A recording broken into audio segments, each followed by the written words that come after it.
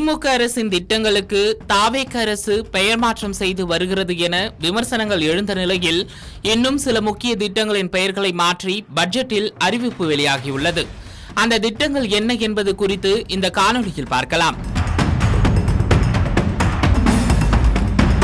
தமிழ்நாட்டில் பள்ளி மற்றும் கல்லூரி மாணவர்களுக்கான விலையில்லா மடிக்கணினி திட்டம் கடந்த 2011ஆம் ஆண்டு அப்போதைய முதல்வர் ஜெயலலிதாவால் அறிமுகப்படுத்தப்பட்டது. இந்த திட்டத்தின்படி அரசு மற்றும் அரசு உதவி பெறும் பள்ளிகளில் பயிலும் 11 மற்றும் 12ஆம் வகுப்பு மாணவர்கள் மற்றும் அரசு கல்லூரி மாணவர்களுக்கு இலவசமாக மடிக்கணினிகள் வழங்கப்பட்டன. தொடர்ந்து இந்த திட்டம் சிறப்பாக செயல்படுத்தப்பட்ட நிலையில் கொரோனா பரவல் காரணமாக 2020 காலகட்டத்தில் இந்த திட்டம் நிறுத்தப்பட்டது. அதனைத் தொடர்ந்து திமுக ஆட்சி பொறுப்பேற்ற பின்னர் கடந்த ஜனவரி மாதம் உலகம் உங்கள் கையில் என்ற புதிய பெயரில் இந்த மடிக்கணினி திட்டம் மீண்டும் தொடங்கப்பட்டது. இந்த சூழலில் தாவேக அரசு பொறுப்பேற்றுள்ள நிலையில் அரசின் முதல் பட்ஜெட் இன்று தாக்கல் செய்யப்பட்டது.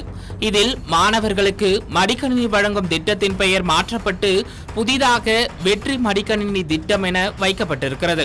அதேபோல திமுக ஆட்சியில் தொடங்கப்பட்ட முதல்வர் படைப்பகம் திட்டத்தின் பெயர் டிஜிட்டல் நூலகம் என்றும் மாற்றம் செய்யப்பட்டுள்ளது.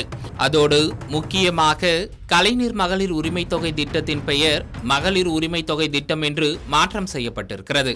அதேபோல கலைஞர் கனவு இல்லம் திட்டத்தின் பெயரும் வெற்றி வீடு திட்டம் என மாற்றம் செய்யப்பட்டிருக்கிறது. மேலும் தமிழ்நாடு அரசின் பல்வேறு திட்டங்களுக்கும் வெற்றி என தொடங்கும் வகையில் பெயர் சூட்டப்பட்டுள்ளது.